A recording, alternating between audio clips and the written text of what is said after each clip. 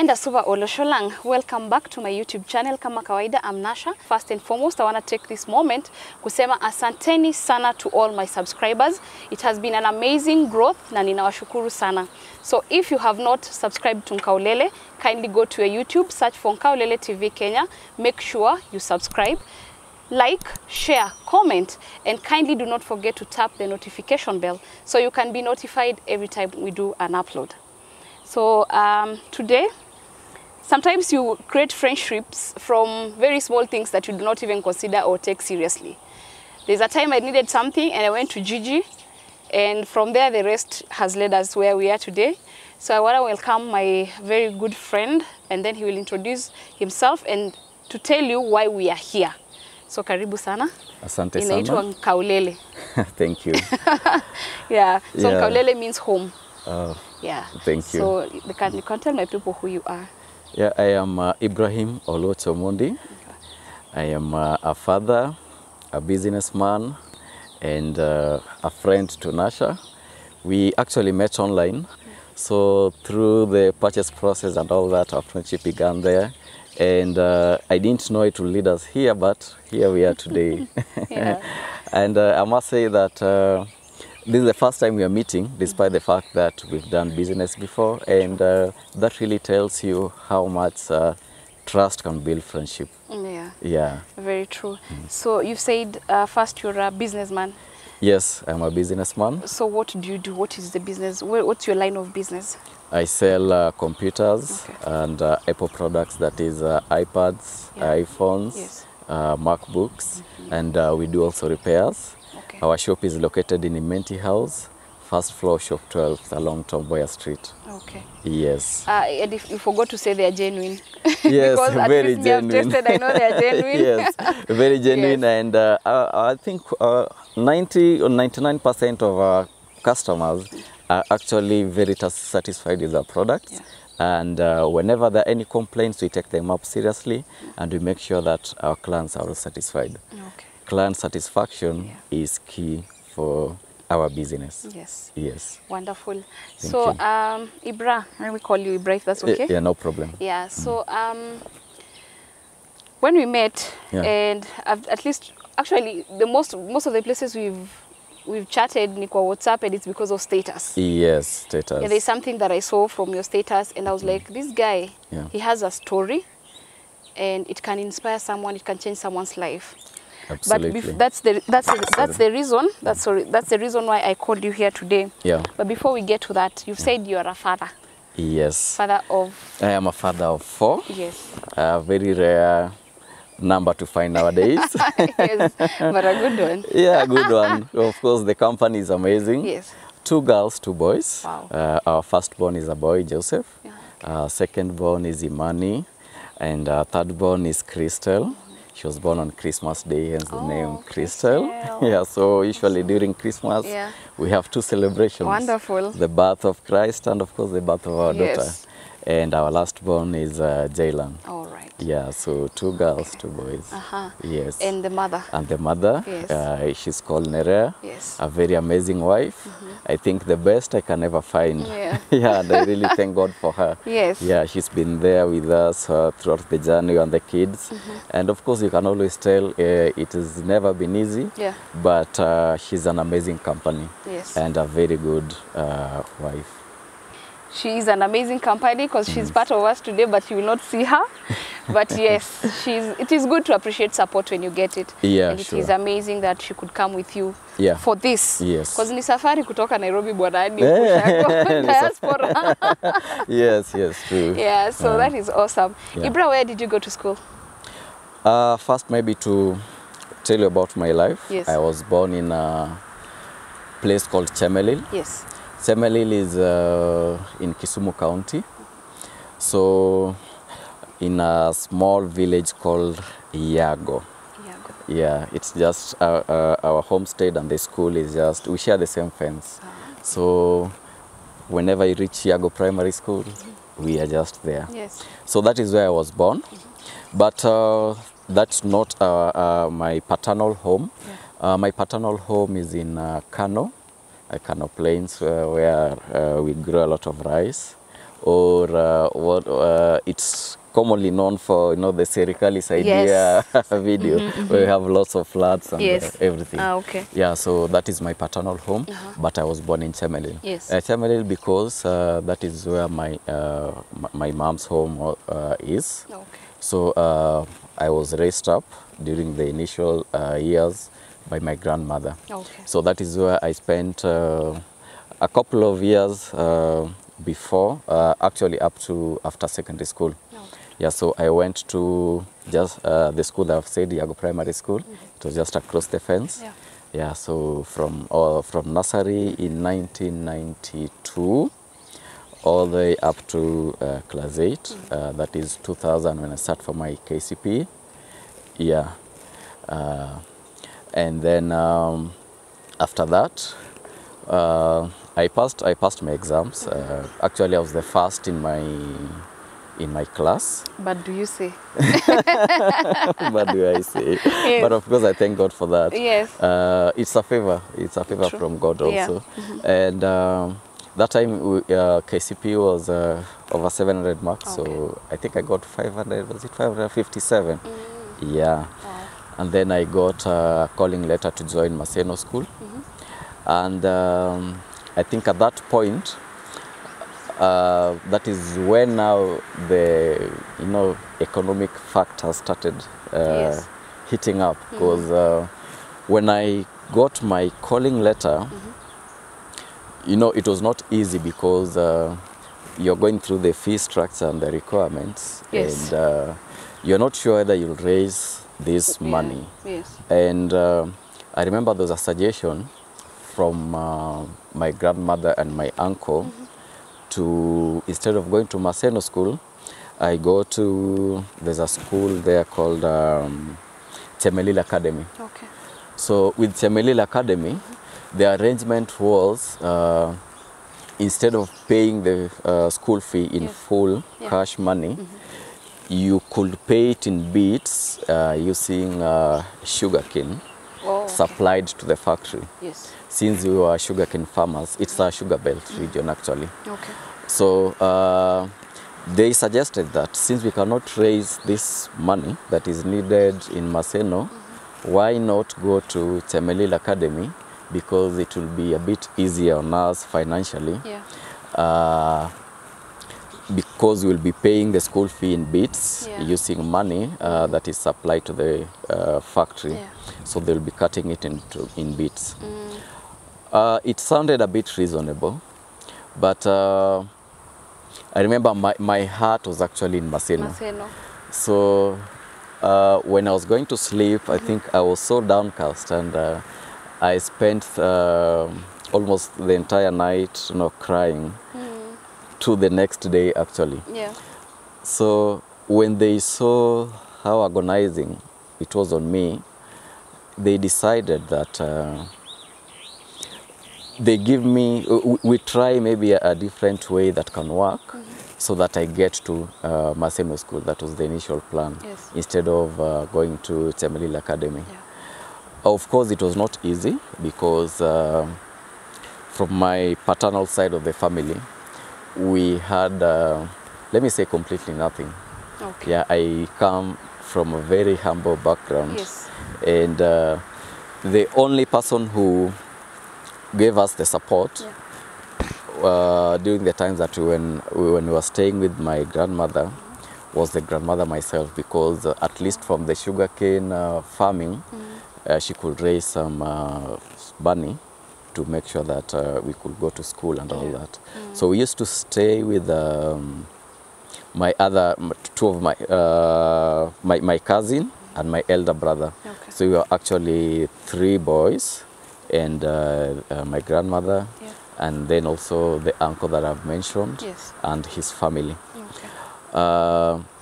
It was never easy, of course, because at that time, that was around 2000.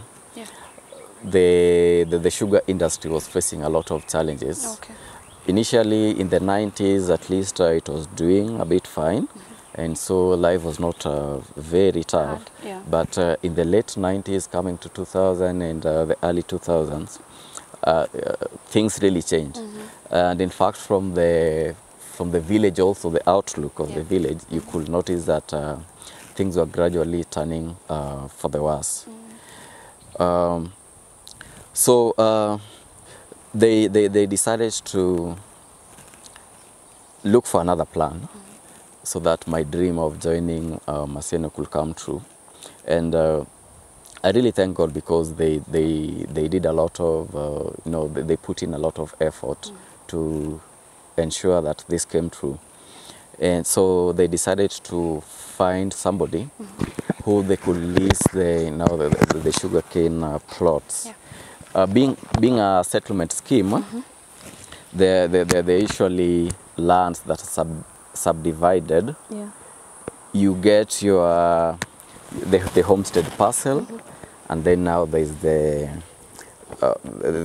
sugarcane parcel. Yeah. So each homestead had a sugarcane parcel that was allocated to them. They're usually in 3 bits for every homestead. So they decided to lease out the first bit of the 3 to a neighbor who will use it, I think, for the next 5 years or so. So at least with that arrangement, I was able to raise the fee for the first term. And I remember it was not actually enough to cater for the requirements, that is this, the school uniforms, books, and of course other boarding requirements that you buy when you're joining high school. I thank God for a neighbor who also doubled up as my primary deputy headmaster. And so when we approached him, his brother-in-law had a uniform shop in Kisumu called Blackberry. Blackberry was a very popular uniform outlet at that time. And actually, almost all secondary schools, if you are joining high school, there's no way that you could miss knowing Blackberry because it was the biggest shop selling school uniforms by that time. So my uncle approached him and he requested if we could go with him to Kisumu to introduce us to the brother-in-law who owns the shop, so that at least if he was able to, he gives us the uniforms on loan, and then we pay maybe after some months when we'll have gotten some cash. So he agreed to the suggestion, and we went all the way to Kisumu town, and we met with the brother-in-law who was the proprietor. And we talked. My uncle explained to him the situation, and I thank God again that he agreed to the arrangement. You know, it's tough finding, you know, people who can give you the support when you need it, because in business sometimes it's not easy, you know, giving out your things on loan. So at least God touched him, and he agreed to give us the uniforms on loan. And at least that's how I got my uniforms. And so now we have the uniforms sorted. At least the first term fee sorted. So what we needed was now the transport and money for me buying little things shopping, like little shopping and a box and all that. Amazingly, at least we got everything that we could start with.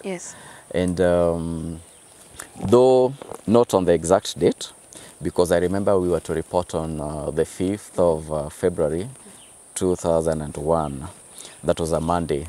That we eventually managed to get there on a Friday of the same week. So we thank God that finally I got admitted, and finally my dream came true of joining Maseno School. Okay. So how was Maseno?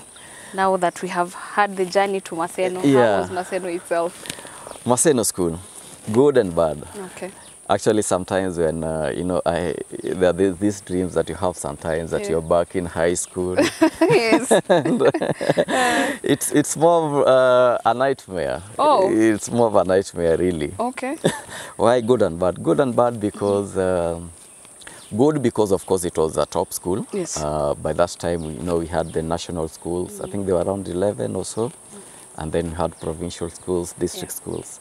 So of course you feel the prestige of being in a national school. Yeah. It's good company. You can have the best of facilities in a high school, the best teachers, the best company. You get to meet people from different regions, different provinces, as you call them at that time. Yeah.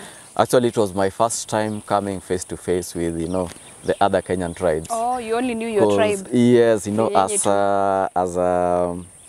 a kid, most of the time you only concentrated around Nyanza, and all you meet are, you know, Luo people.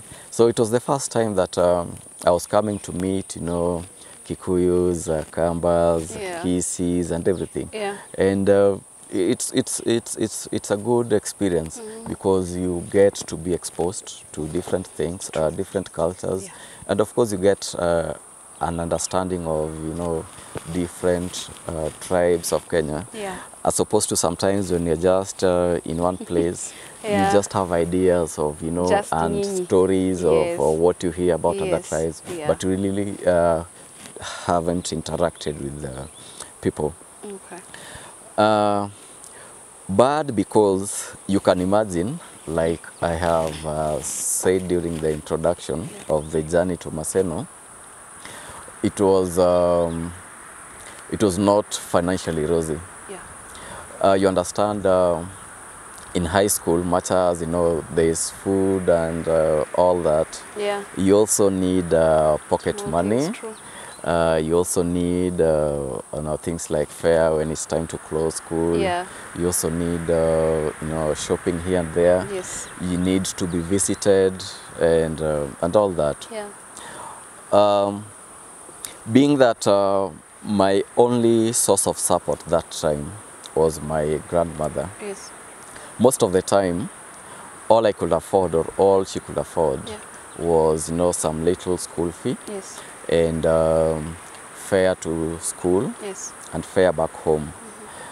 The rest she could, you know, encourage you and tell you, just try to manage. Kazana tu, nikipata, sawa. Nisipopata, just concentrate on what is important, on your studies, and, you know, work hard to prepare a better future. Yes. Yeah, but what gave me strength was that I was not alone. We were a couple of us. Actually, if you looked at the population of Maseno, being a national school, we had like two extremes. Okay. The very rich and the very poor. All right. And then maybe hapo katikati, ni wachache. Because sometimes you see the very poor mostly,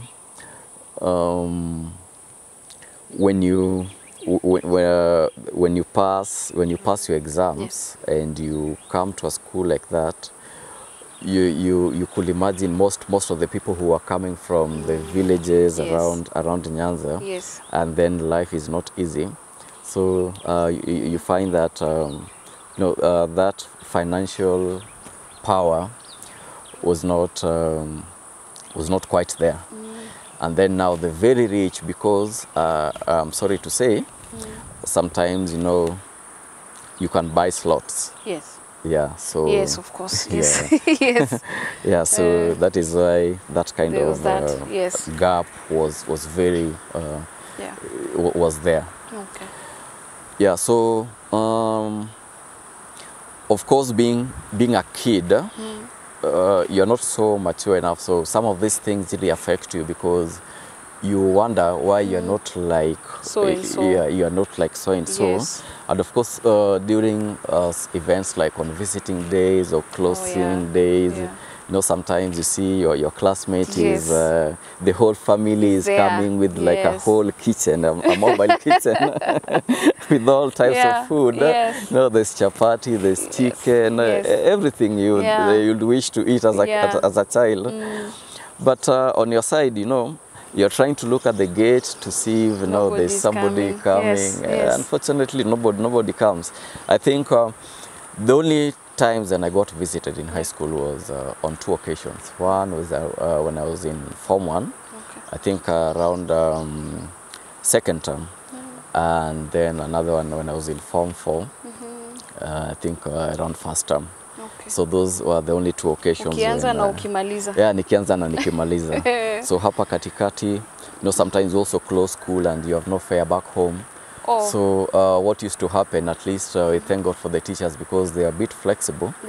They could give you some allowance to, you know, just stay in school and trying to make arrangements, find if you can find fare back home. So I remember one time when I stayed behind because I didn't have fare. The first day, 2nd day, 3rd day into staying. So when I was walking around the school compound, I met this teacher, and you know, he asked me, why are you in school when almost everybody else has gone? So I explained to him my circumstances, and he at least agreed to lend me some fare back home.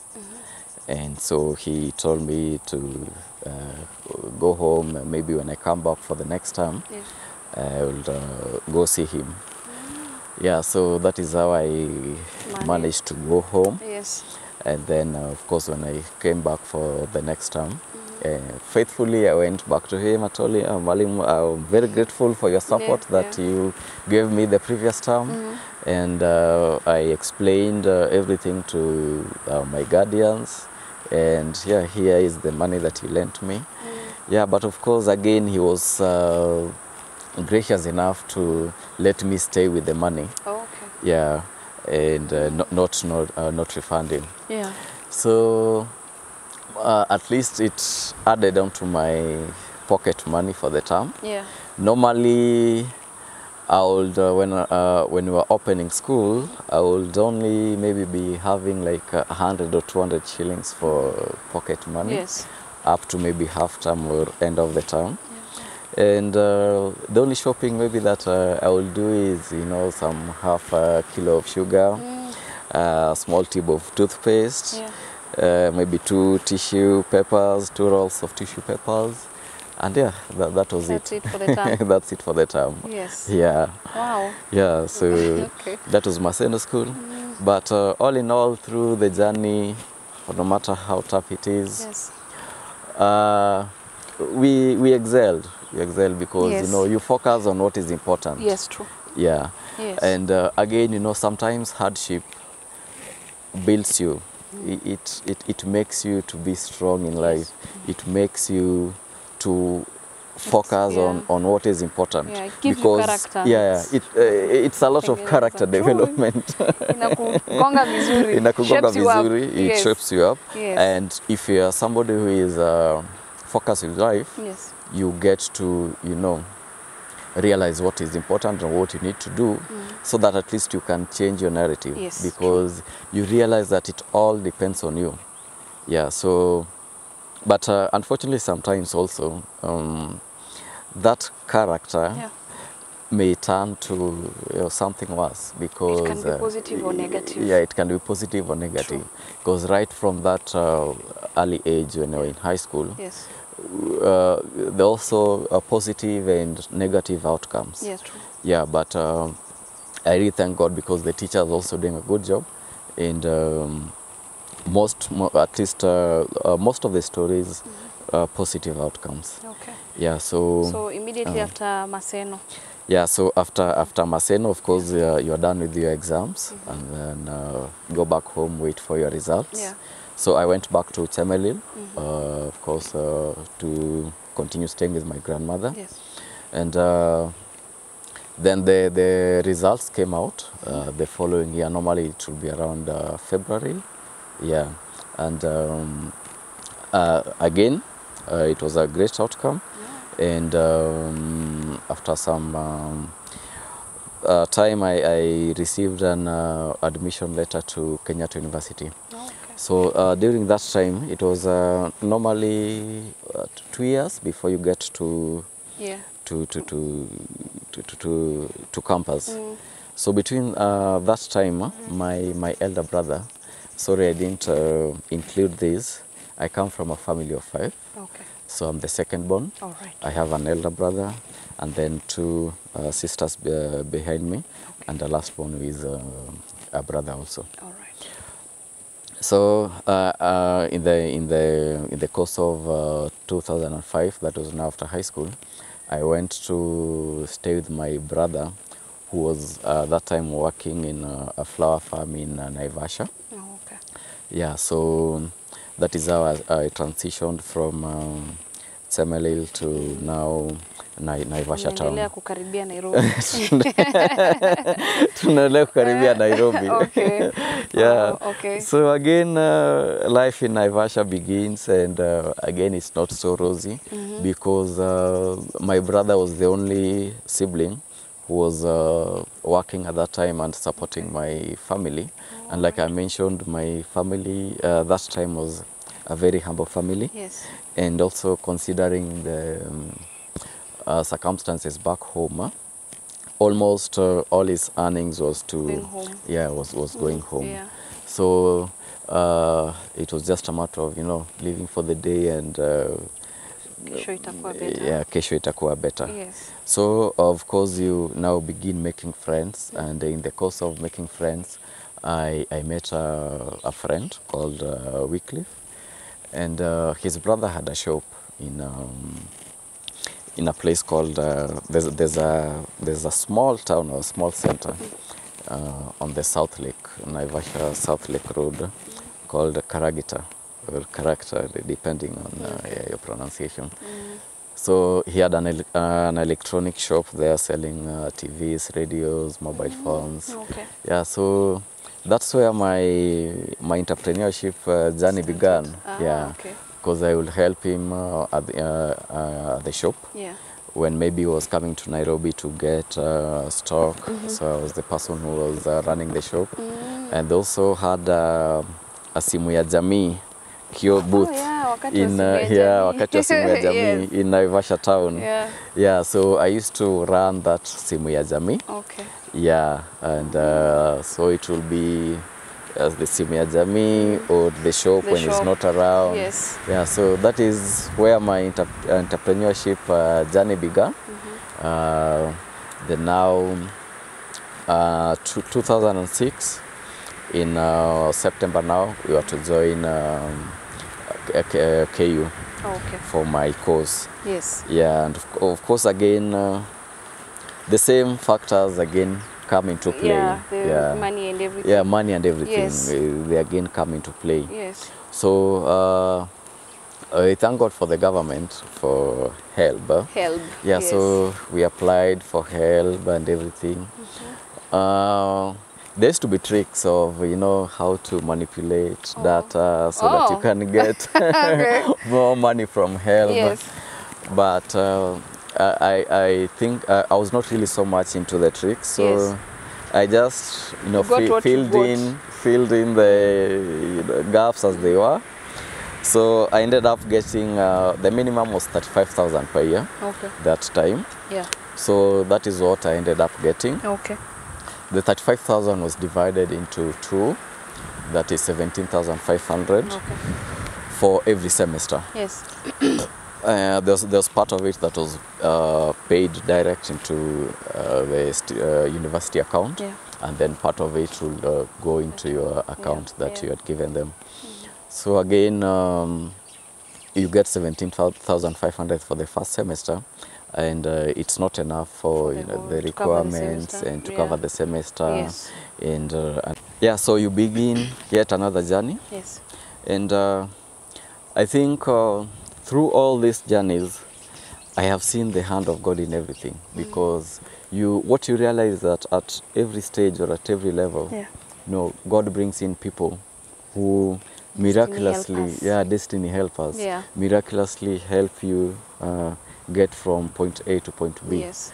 So when we were to report, of course, I went with my dad, and we could not finish up the admission process because there were some things that we were lacking. We had not paid the tuition fee in full. We didn't have some requirements. So I met a friend of mine who we were with in Maseno, and you know, we got to meet up, exchange 1, 2, 3, and now you open up and you start explaining to them why you can't do this and that. Yes. And then he offers to lend me the balance that was needed. Oh, okay. Yeah, so I went and paid the tuition fee in full, plus the accommodation fee.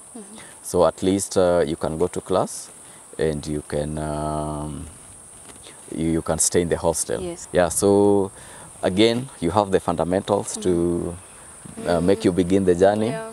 The rest, being again as a man, you have to you have to be strong. Yes. So what course did you do? I did a course that is maybe not so popular, called Leisure and Recreation Management. Okay. We used to call it Raha na Starehe. Because I'm thinking leisure and what? Leisure and recreation. So maybe the Swahili, the loose Swahili interpretation of it. What is it about? I don't think I've heard of it.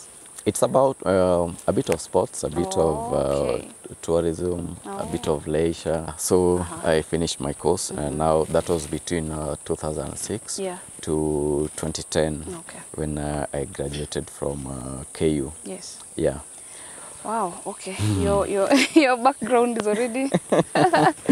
It's already a tough one. Yes. It's already a tough one. It is. Maybe I cannot say everything, but you can read that it's already a tough background. Yes. You're barely trying to survive. Yeah. So now here you are. Yeah. What happened in between? So in between, after KU, I stayed with a relative of mine that was an aunt in South B. Actually, before it was KU South B, it used to be KU Naivasha. Remember, my brother was still there. Yes. Up to 2007 when we had post-election violence.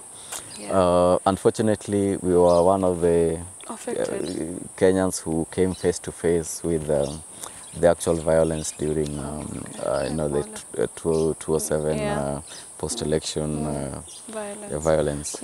Being a Luo that time in Naivasha, I believe you know what happened. And I think what helped us is that we had an uncle who was in Naivasha prison at that time. So that is where we went to get shelter for some days when it was still harsh out there. And fortunately, everything that was in my brother's house got vandalized. So the only few that we managed to take out on foot and come with to the prison, that's all that we saved. Yeah, so after the violence, my brother, there was a refugee camp that the government organized. So that is where he stayed because of work. Now he could not shift. So that is where they stayed for some time. So I called a friend of mine who we were with both in high school and campus. Yes. That was called Horace. Okay. So I explained to Horace my circumstances, and I explained to him that I was looking for maybe somewhere to stay as I tried to find make ends meet. Yes. And he called a friend of mine who happened to be also my campus roommate in 4th year. So through Horace, I talked to him, and he said, no problem, you can come over. Okay. We can, at least in the very least, I can give you a roof to shelter yourself. So I joined him there. And coincidentally, at that time, I had also applied for the what do you call it, internship program, a graduate trainee internship program in Intercontinental Hotel. Remember my course was part of it was hotels and all that. Yes. Yeah, so I succeeded in being one of the people who was picked to join the program. Okay. So I'm shifting to Thika Road, and at the same time now I'm joining this program. I think that was around April, May, I think so. And so it was a graduate training programs that they offered yearly for graduates who are beginning their journey into the hotel industry after campus. So there are different departments. There are those in the IT department, there are those in the fitness department, restaurant, and all that. Yeah, so I joined to be part of the fitness department, but the nature of the program was that the trainees are not being paid. Okay. So you had to cater for your fare, you had to cater for your other needs. At least when you are during your shifts, you can eat. Yeah, you can eat. You can eat in the hotel, and yeah. So you need to have fare, you need to have food when you're off, and of course other needs. So again, you begin another journey, another tough journey, and in the very least, you thank God for whatever little that you have so far. What you have. For what you have. So no matter how tough it gets, you try to encourage yourself to just move on, and of course with the hope that tomorrow will be better. So what I decided to do is, I called myself to a meeting, and I told myself, you've tried so hard, looking for opportunities that are maybe not forthcoming. Why don't you try something different? So I got this idea of beginning a swimming training program. So I decided to be a freelance swimming coach, and then that evolved into a kids swimming club. So I decided to concentrate on kids, school-going kids. Yeah, and I started to run a kids swimming team. Yeah, so at least that's how I started to get my footing a little bit, and that was now around 2013, 2014 there, maybe. Yeah, so at least I started now paying my rent with ease, and get a little for pushing you.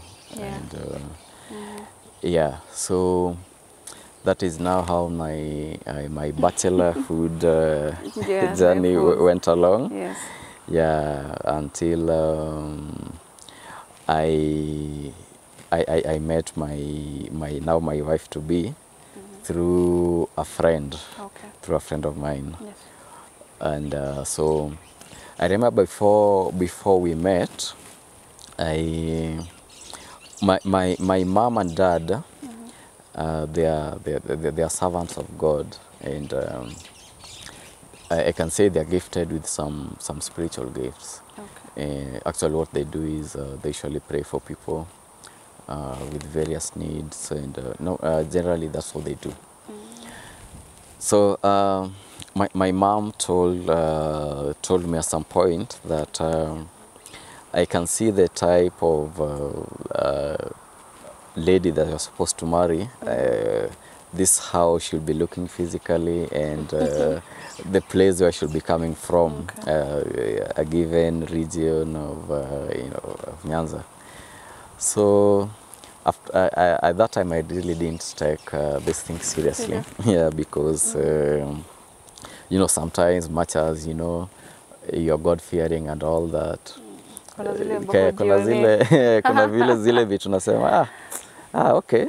And yeah, that is how now we began now you are a family. Life as a husband and wife. Yes. And now we are now family. Oh, that is nice. Yeah.